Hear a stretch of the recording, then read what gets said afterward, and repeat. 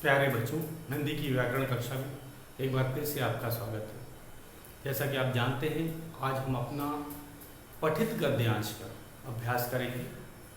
पठित गद्यांश आपके पाठ्य पुस्तक से ही आएगा। तो शुरू करते हैं। सबसे पहले गद्यांश को लिखना और फिर पढ़ कर के उसके दिए गए प्रश्नों के उत्तर हम लिखेंगे। तो शुरू करते हैं लिखने का। प्रश्न है, देखिए, निम्नलिखित गद्यांश को पढ़कर दिए प्रश्नों के उत्तर लिखें। हम गद्यांश लिख रहे हैं, आप भी साथ साथ लिखेंगे। उसके बाद हम इसके उत्तर आपकी सहायता से हल करेंगे। तो गद्यांश इस प्रकार है। चिंता में डूबा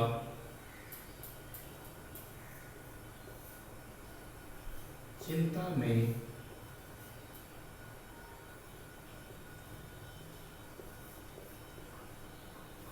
डूबा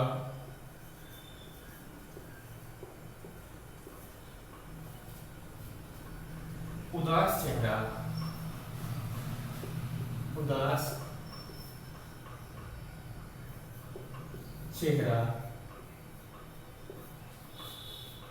लिए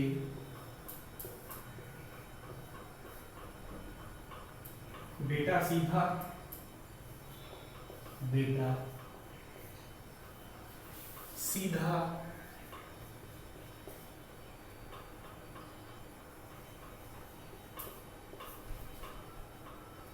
अपनी माँ के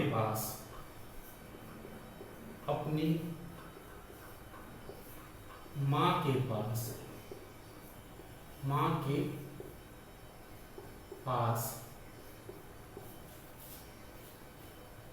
गया।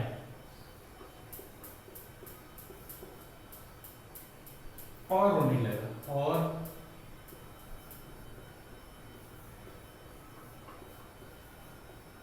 रोने लगा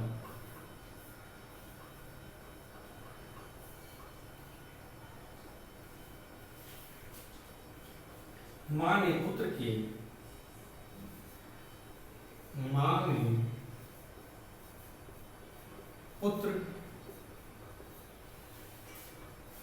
की आंख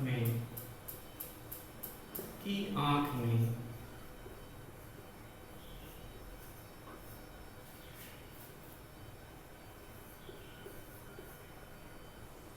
आंसू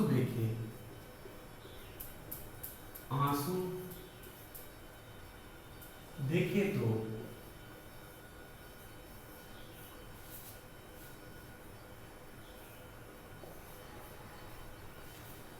उसकी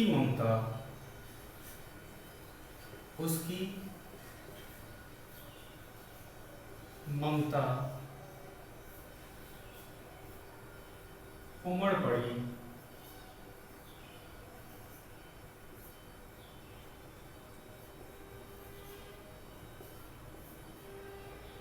पुत्र की परेशानी सुनकर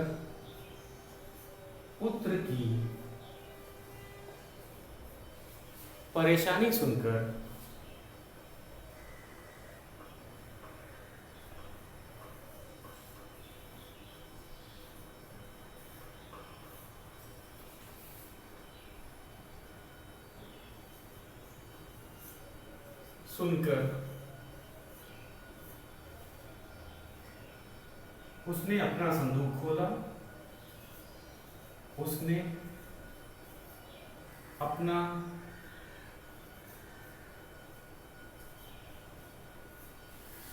संदूक खोला।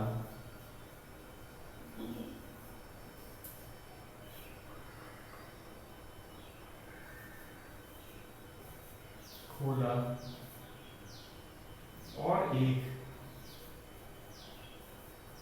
और एक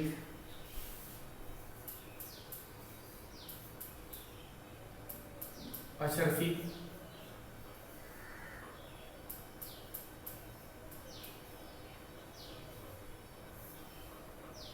निकाल कर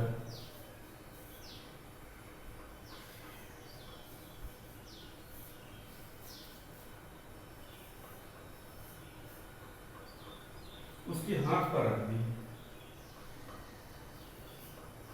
उसके हाथ पर रख दी।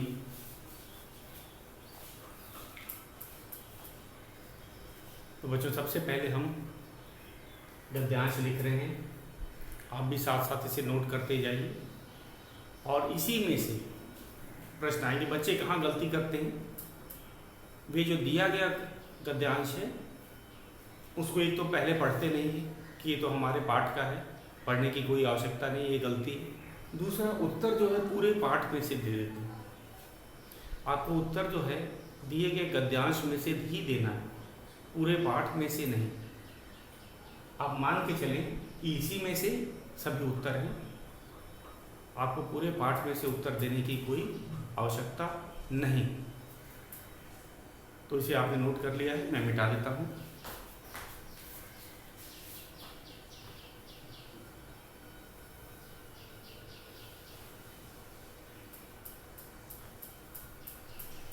अशर्फी निकालकर उसके हाथ पर रख दी, यहाँ रख दी देते हैं, रख दी पूर्ण विराम। हम इसे मिटा देते हैं।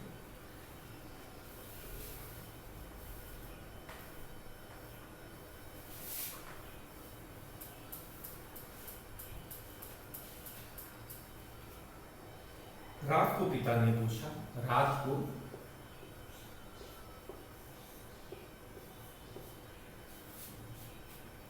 पिता ने पूछा,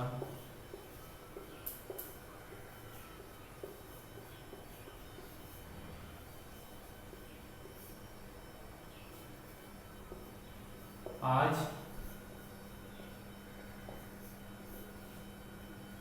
तुमने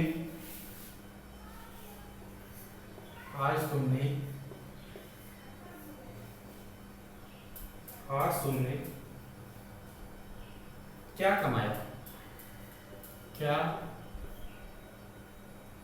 कमाया।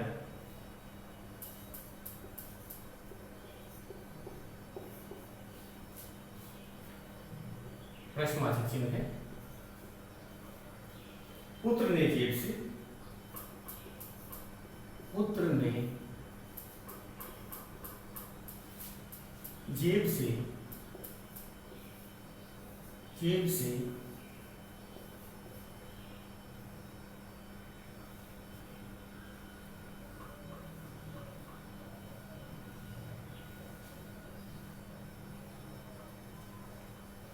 अशर्फी निकालकर, अशर्फी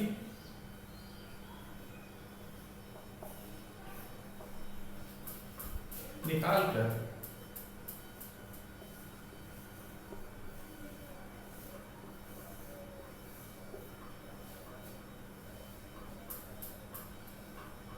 पिता के सामने रख दी, पिता के सामने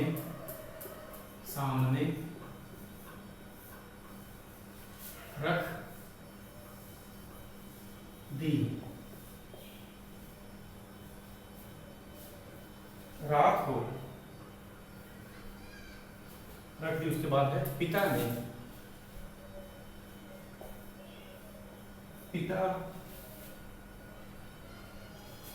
ने कहा,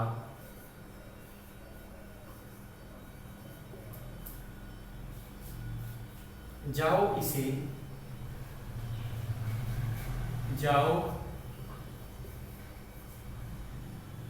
इसे कुएं में फेंक दो,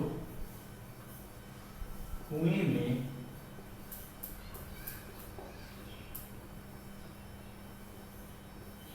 फेंक दो।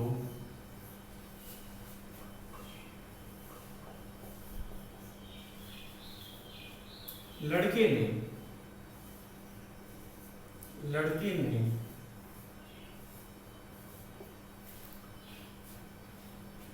बड़ी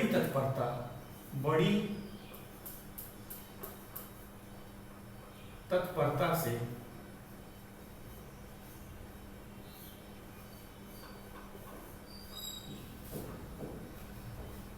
पिता की आज्ञा पिता की आज्ञा का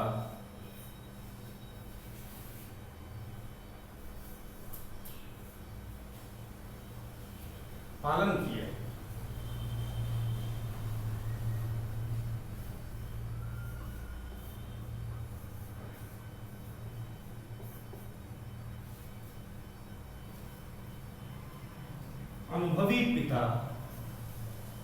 अनुभवी पिता सारी बात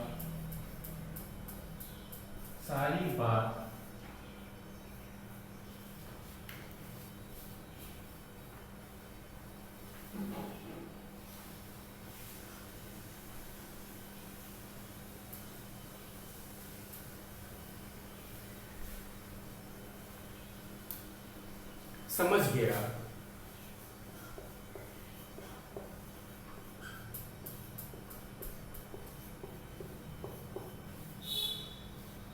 दूसरे दिन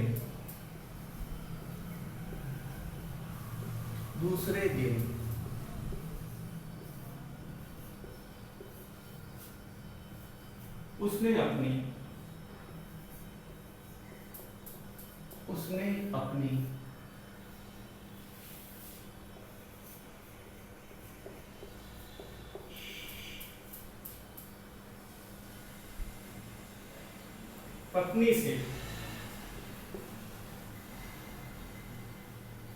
पत्नी से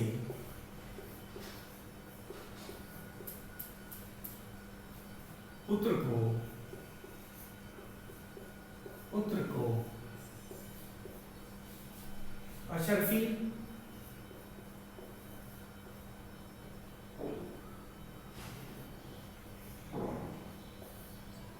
देने से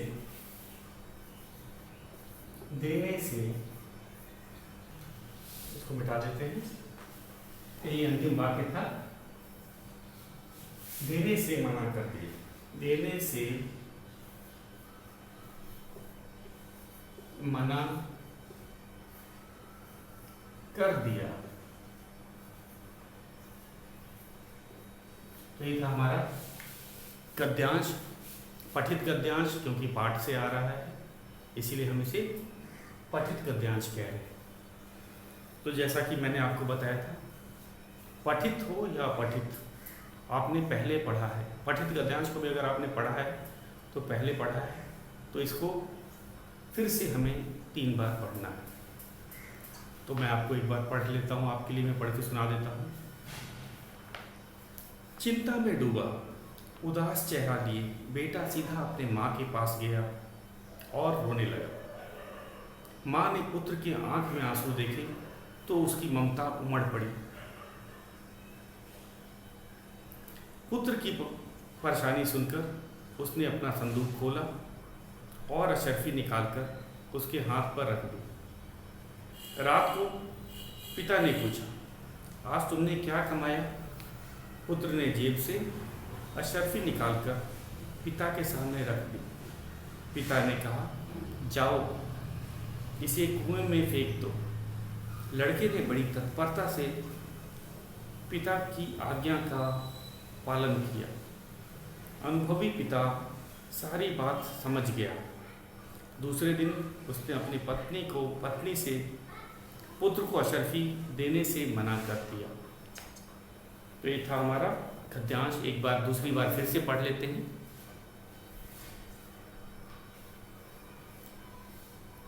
चिंता में डूबा उदास चेहरा लिए बेटा सीधा अपने माँ के पास गया और रोने लगा।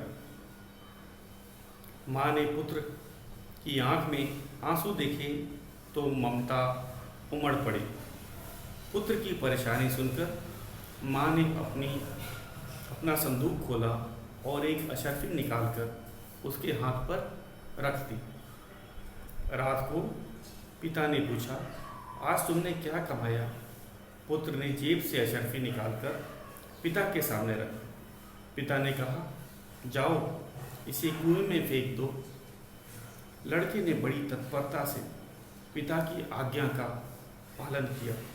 अनुभवी पिता सारी बात समझ गया। दूसरे दिन उसने अपनी पत्नी से पुत्र को अशर्फी देने से मना कर दिया। तो 2 बार पढ़े, हमें पता चल गया ये माँ और बेटे के बीच में क्या हुआ। फिर पिता कैसे जान गया कि बेटे की मदद माँ ने की है, तो ये हमारे पाठ्य पुस्तक से ही लिया गया है, इसलिए आपको ये आसान लग रहा है। तो तीसरी बार मैं पढ़ता हूँ, उसके बाद हम दिए गए प्रश्नों के उत्तर करें। चिंता में डूबा उदास चेहरा लिए बेटा सीधा अपने माँ के पास गया और रोने लगा। माँ ने पुत्र की आंख में आंसू देखे तो उसकी ममता उमड़ पड़ी। पुत्र की परेशानी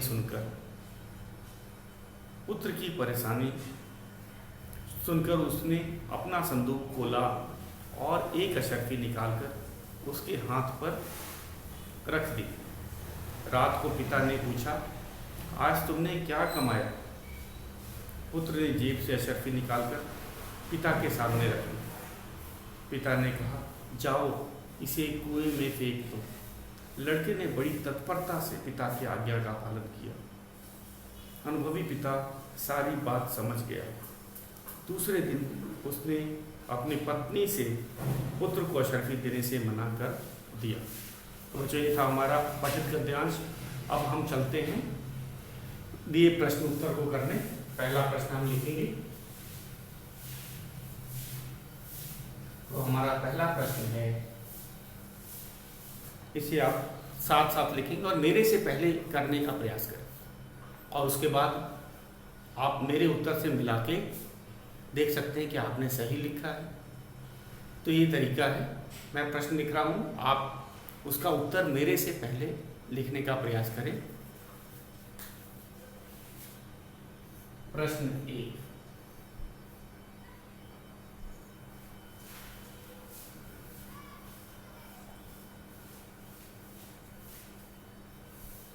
बेटा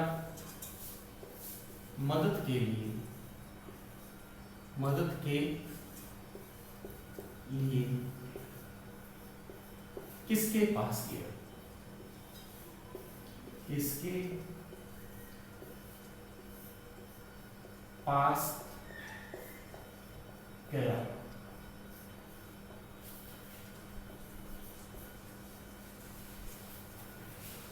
तो कहाँ गलतियां होती हैं बच्चों की, वो भी मैं साथ साथ बताते जा रहा हूँ। आप इसे लिखना शुरू कर दें इसका उत्तर।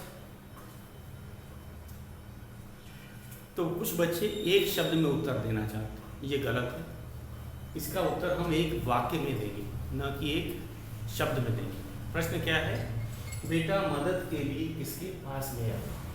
तो आप केवल माँ लिखेंगे तो गलत है, पूरा वाक्य में उत्तर लिखें। कुछ बच्चे पाठ के बाहर का भी दे देते हैं, जिन्होंने गद्यांश नहीं पढ़ा है वो बहन भी लिख देते हैं, क्योंकि इसमें हमें बहन के मदद के बारे में नहीं बताया गया। तो इसे जो गद्यांश है उसी में से हमें उत्तर ढूंढने की कोशिश करनी है, ना कि पूरे पाठ में से। इसका ध्यान सबको रखना, और वाक्य में उत्तर देंगे, शब्द में नहीं। तो ये कोई रिक्त स्थान तो है नहीं कि आप एक शब्द में उत्तर दे देंगे माँ ने, हम पूरा वाक्य लिखेंगे। बेटा मदद के लिए किसके पास गया? बेटा मदद के लिए अपनी माँ के पास गया, या अपनी माँ के पास बेटा मदद के लिए गया। वाक्य दोनों ही वाक्य सही हैं, आप अपनी सुविधा के अनुसार अपने शब्दों में लिखना। कुछ बच्चे क्या करते हैं, वो गद्यांश के ही 2 पंक्तियाँ उतार के रख देते हैं। वो क्या लिख देंगे, मैं एक उदाहरण देता हूँ। चिंता में डूबा उदास चेहरा लिए बेटा सीधा अपने माँ के पास गया और रोने लगा। तो ये वाक्य लिख देंगे, ये गलत है। आपको अपने शब्दों में सरल वाक्य में जितना पूछा जाता है उतना ही लिखना है। गद्यांश की कोई वाक्य को यहाँ नहीं लिख देना है, तो इससे बचना है। तो हम वाक्य लिख रहे हैं उत्तर अपना। बेटा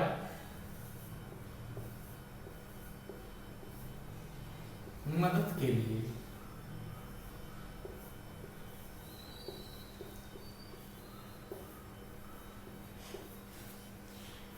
अपनी माँ के पास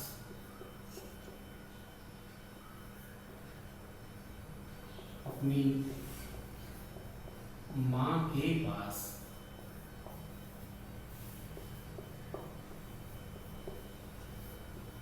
गया, पूर्ण विराम। ये था पूरा वाक्य, ये था हमारा पूरा वाक्य में हमने उत्तर देना है, न कि शब्द में। अब चलते हैं दूसरे प्रश्न। माँ ने पुत्र को क्या दिया?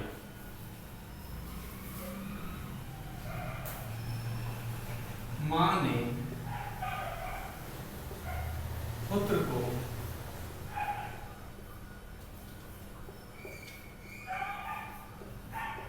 क्या दिया?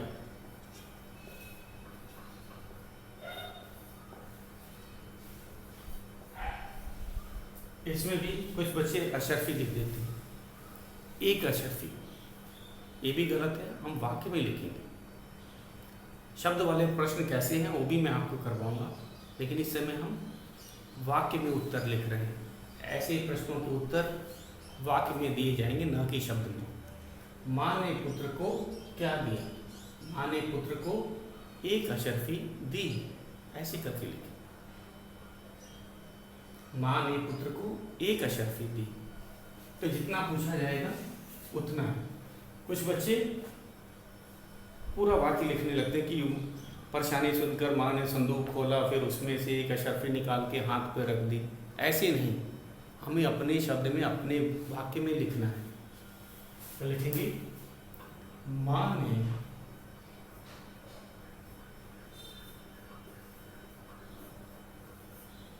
पुत्र को एक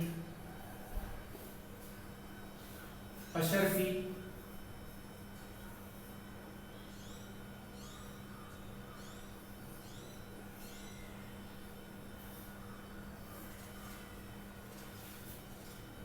दी, अशर्फी दिया, पूर्ण विराम।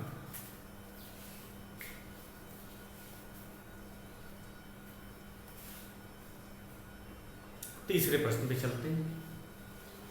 एक बार फिर से देखना है तो देख लीजिए। बेटा मदद के लिए किसके पास गया? वाक्य में बेटा मदद के लिए अपनी माँ के पास गया। माँ ने पुत्र को क्या दिया? माँ ने पुत्र को एक अशर्फी दिया।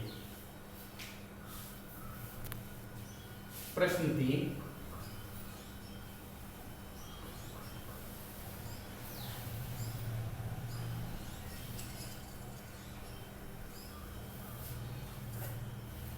प्रश्न 3 है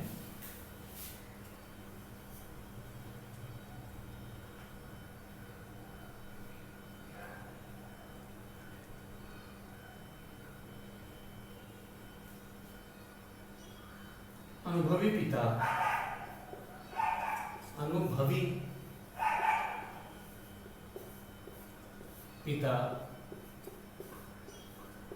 क्या समझ गया? क्या समझ गया? तो हम जानते हैं क्या समझ गया।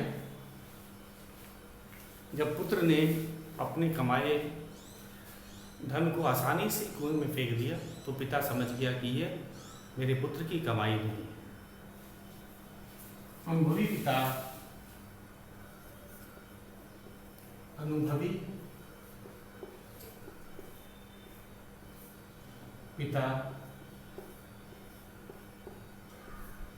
जान गया था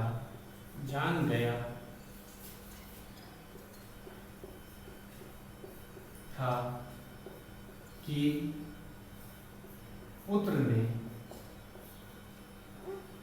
ने वह अशर्फी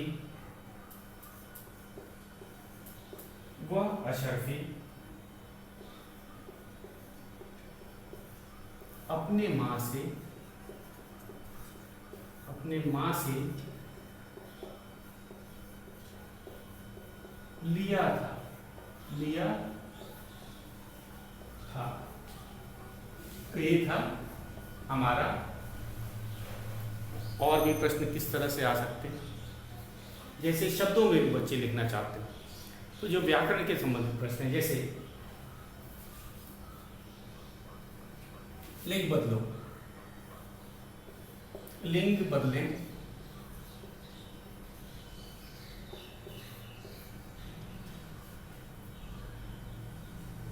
पहला हो गया माता, दूसरा हो गया बेटा,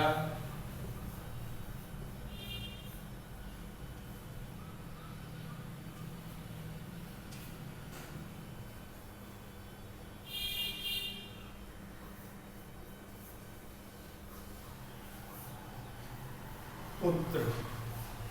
तो अगर इस प्रकार के प्रश्न आते हैं जिसके अंदर कि हम उत्तर शब्द में दे सकते हैं, इसमें ऐसे जो जैसे लिंग बदलो आ गया, फिर लोम शब्द लिखो, शब्द अर्थ या फिर पर्यायवाची शब्द लिखो, वचन बदलो, ऐसे जो प्रश्न हैं उसका उत्तर हम शब्द में भी दे सकते हैं। अब उसके लिए अगर हम वाक्य नहीं लिखते हैं तभी भी चलेगा।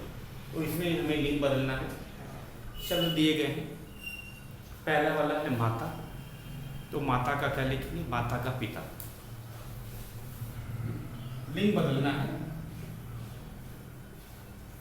एक और चीज बता दें, कभी कभी प्रश्न जैसे कि लिंग बदलो में आता है तो अगर पुल्लिंग है तो उसको हम स्त्रीलिंग लिखेंगे, अगर स्त्रीलिंग शब्द दिया है तो पुल्लिंग में लिखेंगे। लिंग बदलने का यही अर्थ होता है कि अगर शब्द स्त्रीलिंग में दिया है तो हम पुल्लिंग में लिखेंगे, अगर पुल्लिंग में है तो स्त्रीलिंग में। तो माता स्त्रीलिंग शब्द था, हमने पुल्लिंग में लिखा। बेटा का पुल्लिंग शब्द है, स्त्रीलिंग है बेटी, बेटी। उसी तरह पुत्र पुल्लिंग है, पुत्री स्त्रीलिंग शब्द। ये था हमारा चौथा प्रश्न। आगे चलते हैं।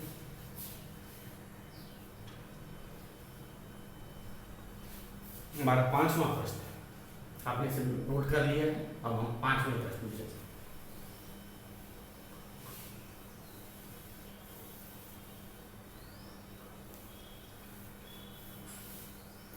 प्रश्न 5,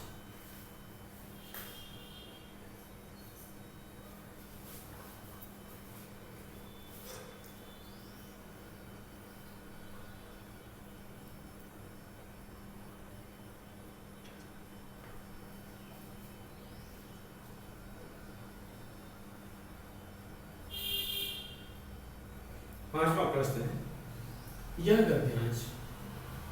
गद्यांश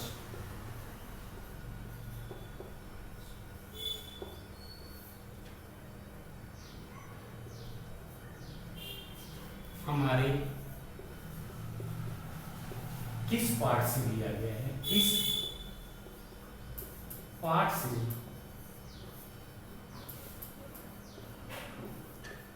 लिया गया है, लिया गया है, पूर्ण विराम। तो सबसे पहले बात, बच्चे गलती क्या करते हैं, वे पाठ की क्या संख्या लिख देते हैं। वे कहते हैं यह गद्यांश हमारे 5वें पाठ से लिया गया। यहाँ पाठ का नाम बताना है, पाठ संख्या नहीं बतानी। ये जानना चाहते हैं प्रश्न से, यह जानना चाहते हैं क्या आप पाठ को पहचानते हैं, क्या आपने पाठ पढ़ा है। तो हमें यहाँ पे पाठ की संख्या नहीं लिखनी है, पाठ का नाम लिखना है। फिर से ध्यान दीजिएगा, कुछ बच्चे लिख देते हैं हमारे 5वें पाठ से लिया गया, ये गलत है। हमें अपने इसमें लिखना है यह हमारे पाठ्य पुस्तक अपनी कमाई से लिया गया, पाठ अपनी कमाई से लिया गया। हम लिखेंगे यह गद्यांश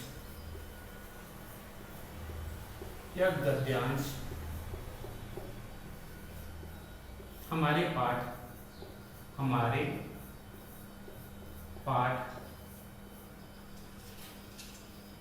का नाम है अपनी कमाई, अपनी